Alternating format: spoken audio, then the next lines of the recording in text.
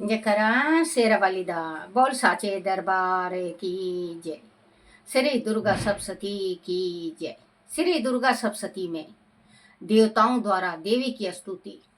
महर्षि मेधा ने कहा, पूर्व काल में सोम निशुम नामक असुर ने अपने बल के मध्य से इंद्र का त्रिलोकी का राज और यज्ञों के भाग छीन लिए, और वह दोनों इस प्रकार सूर्य चंद्रमा धर्मराज और वरुण के अधिकार भी छीन कर स्वयं ही उनका उपभोग करने लगे। आयु और अग्नि का कार्य भी वही करने लगे, और इसके पश्चात उन्होंने जिन देवताओं का राज छीना था उनको अपने अपने स्थान से निकाल दिया। इस तरह से अधिकार छीने हुए वह दैत्यों द्वारा निकाले हुए देवता अपारजिता देवी का स्मरण करने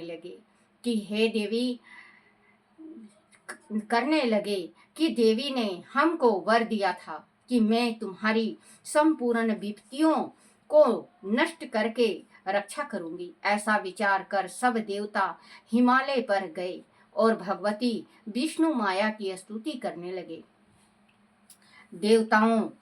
देवताओं ने कहा, देवी को नमस्कार है, शिवा को नमस्कार है, प्रकृति और भद्रा को नमस्कार है। हम लोग रुद्रा, नित्या और गौरी को नमस्कार करते हैं। जो ज्योत सनामयी चंद्र रूपिणी वह सुख रूपा देवी को निरंतर नमस्कार है। शरणगतों का कल्याण करने वाली बुद्धि और सिद्धि रूपा देवी को हम बारंबार नमस्कार करते हैं।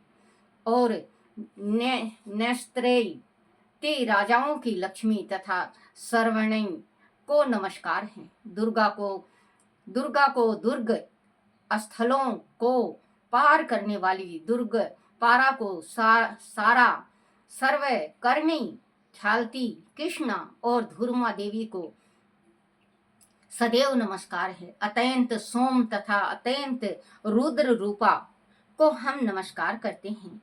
उन्हें हमारा बारंबार प्रणाम है। जगत की आधार भूतकृति देवी को बार बार नमस्कार है। जिस देवी को पानी मात्र विष्णु माया कहते हैं उनको नमस्कार है।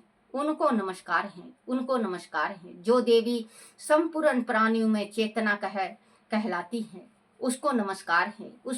उसको नमस्कार है, उनको नमस्कार है। जो देवी संपूर्ण प्राणियों में बुद्धि रूप से शीतल है उनको नमस्कार है। जो देवी सब प्राणियों में निंद्रा रूप से विराजमान है उनको नमस्कार है।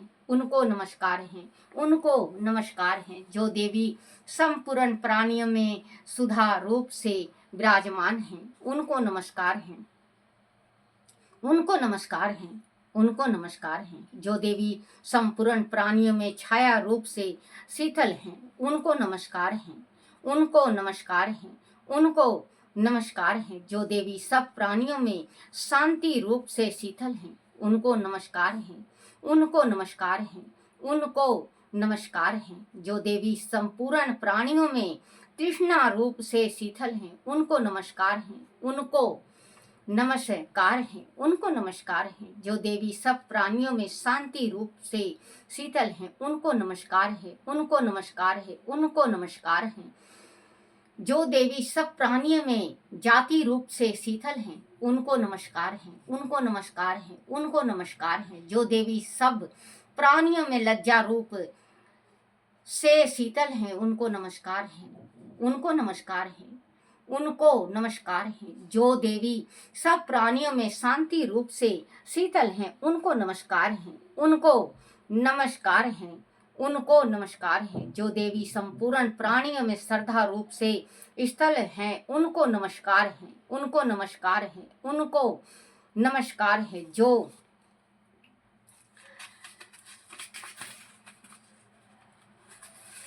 जो देवी संपूर्ण प्राणियों में कांति रूप से शीतल हैं। जो देवी सब प्राणियों में लक्ष्मी रूप से शीतल हैं, उनको नमस्कार है, उनको नमस्कार है। उसको नमस्कार है। जो देवी संपूर्ण प्राणियों में विनती रूप से शीतल हैं, उनको नमस्कार है, उनको नमस्कार है, उनको नमस्कार है। जो देवी सब प्राणियों में समिति रूप से विराजमान है, उनको नमस्कार है, उनको नमस्कार है, उनको नमस्कार है। जो देवी सब प्राणियों में दया रूप से शीतल हैं, उनको नमस्कार है, उनको नमस्कार है, उसको नमस्कार है। जो देवी सब प्राणियों में तुष्टि रूप से शीतल हैं, उनको नमस्कार है, उनको नमस्कार है, उनको नमस्कार है। जो देवी संपूर्ण प्राणियों में मातु रूप से शीतल हैं, उनको नमस्कार है, उनको नमस्कार है, उनको नमस्कार है। जो देवी संपूर्ण प्राणियों में भांति रूप में शीतल हैं, उनको नमस्कार है, उनको नमस्कार है, उसको नमस्कार है। जो देवी संपूर्ण प्राणियों में नित्य व्यापत रहती हैं, उनको नमस्कार है। जो देवी चेतना रूप से इस प्रकार संसार को व्यापत करके स्थल हैं, उसको नमस्कार है, उसको नमस्कार है, उसको नमस्कार है। पूर्व काल में देवताओं ने अपने अविष्ट फल पाने के लिए जिसकी स्तुति की है और सदा साधना भूता ईश्वरी हमारा कल्याण और मंगल करे तथा सारी विपत्तियों को नष्ट कर डाले।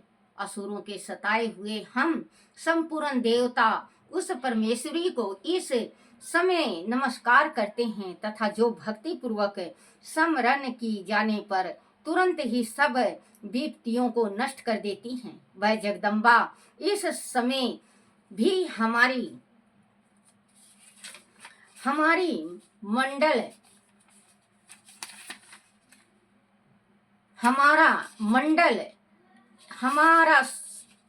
हमारा मंगल करके हमारी समस्त विपत्तियों को दूर करे। महर्षि मेधा ने कहा, हे राजन, इस प्रकार जब देवता स्तुति कर रहे थे तो उसी समय पार्वती देवी गंगा में स्नान करने के लिए आई। तब उनके शरीर से प्रकट होकर शिवा देवी बोली, सोमदेव के द्वारा स्वर्ग से निकाले हुए और निशुम्भ से हारे हुए यह देवता मेरी ही स्तुति कर रहे हैं।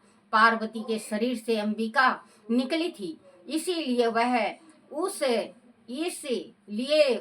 उसको संपूर्ण लोक में कौशिकी कहते हैं। कौशिकी के प्रकट होने के पश्चात पार्वती देवी के शरीर का रंग काला हो गया और वह हिमालय पर रहने वाली कालिका देवी के नाम से प्रसिद्ध हुई।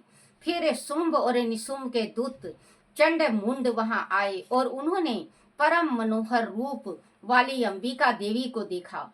फिर वह शुंभ के पास जाकर बोले, महाराज, एक अत्यंत सुंदर स्त्री हिमालय को प्रकाशित कर रही है। वैसा रंग रूप आज तक हमने किसी स्त्री में नहीं देखा है।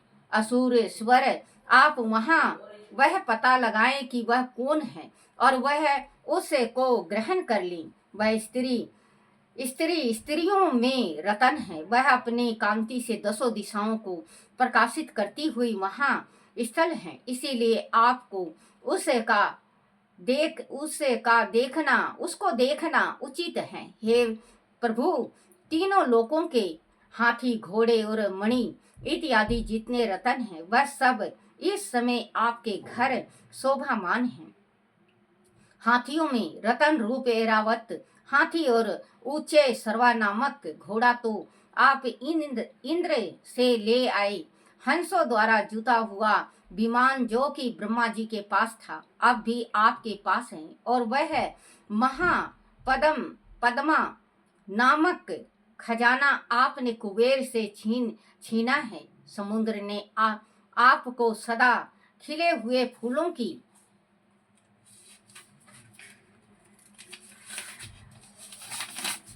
की किंच लीकनी नामक माला दी है। वारुण का कवच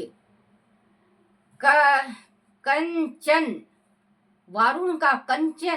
की वर्षा करने वाला छात्र आपके पास है। रथों में श्रेष्ठ पतियों का रथ भी आपके पास ही है। हे देवेंद्र, मृत्यु से उत्क्रांतिदा नामक शक्ति भी आपने छीन ली है, और वारुण का पासा भी आपके भ्राता निशुम्भ के पास ही है, और समुद्र में पैदा होने वाले सब प्रकार के रत्न भी आपके भ्राता निशुम्भ के अधिकार में हैं, और जो अग्नि में ना जल सके ऐसे 2 वस्त्र भी अग्निदेव ने आपको दिए हैं। हे दैत्यराज, इस प्रकार सारी रतन रूपी वस्तु आप संग्रह कर चुके हैं, तो फिर आप यह कल्याणमयी स्त्रियों में रतन रूप अनुपम स्त्री आप क्यों नहीं ग्रहण करते? महर्षि मेधा बोले। चंड मुंड का यह वचन सुनकर सुम ने विचार की सुग्रीव को अपने दूत बनाकर देवी के पास भेजा जाए। प्रथम उसको सब कुछ समझा दिया और कहा कि वह जाकर तुम उसको अच्छी तरह से समझाना और ऐसा उपाय करना जिससे वह प्रसन्न होकर तुरंत मेरे पास चली आई। भली प्रकार समझा कर कहना। दूत सुग्रीव पर्वत के उस रमणीक भाग में पहुंचा जहां देवी रहती थी। दूत ने कहा, हे देवी, दैत्यों का राजा सोम जो इस समय तीनों लोकों का स्वामी है, मैं उसका दूत हूँ और यहाँ तुम्हारे पास आया हूँ। संपूर्ण देवता उनकी आज्ञा एक स्वर से मानते हैं। अब जो कुछ उसने कहला भेजा है वह सुनो। उसने कहा है, इस समय संपूर्ण त्रिलोकी मेरे वश में है और संपूर्ण युगों के भाग को पिथुक पिथुक में ही लेता हूँ, और तीनों लोकों में जितने श्रेष्ठ रतन हैं वह सब मेरे पास हैं। देवराज इंद्र का वाहन ऐरावत मेरे पास है, जो मैंने उससे छीन लिया है।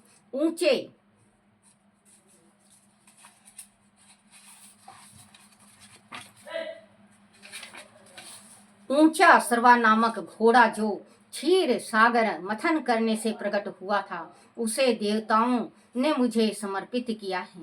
हे सुंदरी, उनके अतिरिक्त और भी जो रतन भूषण पदार्थ देवताओं के पास थे वह सब मेरे पास हैं। हे देवी, मैं तुम्हें संसार की स्त्रियों में रतन मानता हूँ, क्योंकि रत्नों का उपभोग करने वाला मैं ही हूँ। हे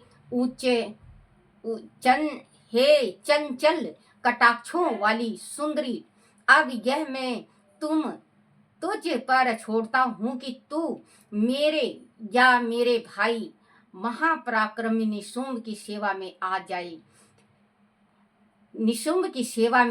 आ जाए। आदि तू मुझे बरेगी तो तुझे अतुल महान ऐश्वर्य की प्राप्ति होगी। अंत तुम अपनी बुद्धि से यह विचार कर मेरे पास चली आओ। महर्षि मेधा ने कहा, दूत के ऐसा कहने पर संपूर्ण जगत का कल्याण करने वाली भगवती दुर्गा मन ही मन मुस्कुराई और इस प्रकार कहने लगी। देवी ने कहा, हे दूत, तू जो कुछ कह रहा है वह सत्य है और इस में किंचित मात्र भी झूठ नहीं है। सोम इस समय तीनों लोकों का स्वामी है और निशुम्भ भी उसी की तरह पराक्रमी है, किंतु इसके संबंध में मैं जो प्रतिज्ञा कर चुकी हूँ उसे मैं कैसे झुठला सकती हूँ। अंत तू मैंने जो प्रतिज्ञा की है उसे सुन। जो मुझे युद्ध में जीत लेगा और मेरे अभिमान को खंडित करेगा तथा बल में मेरे समान होगा, वही मेरा स्वामी होगा। इसीलिए शुंभ अथवा महापराक्रमी निशुंभ यहाँ आवे और युद्ध में जीत कर मुझसे विवाह कर लें। इसमें भला देर की क्या कर लें, इसमें भला देर की क्या आवश्यकता है। दूत ने कहा, हे देवी, तुम अभिमान में भरी हुई हो, मेरे सामने तुम ऐसे बात ना करो। इस त्रिलोकी में तुझे तो ऐसा कोई त्रिलोकी में ऐसी बात ना करो। इस त्रिलोकी में मुझे तो ऐसा कोई दिखाई नहीं देता जो कि शुंभ और निशुंभ के सामने ठहर सके। हे देवी, जब अन्य देवता में से कोई शुंभ व निशुंभ के सामने युद्ध में ठहर नहीं सकता, तो फिर तुम जैसी स्त्री उनके सामने रणभूमि में ठहर सकोगी।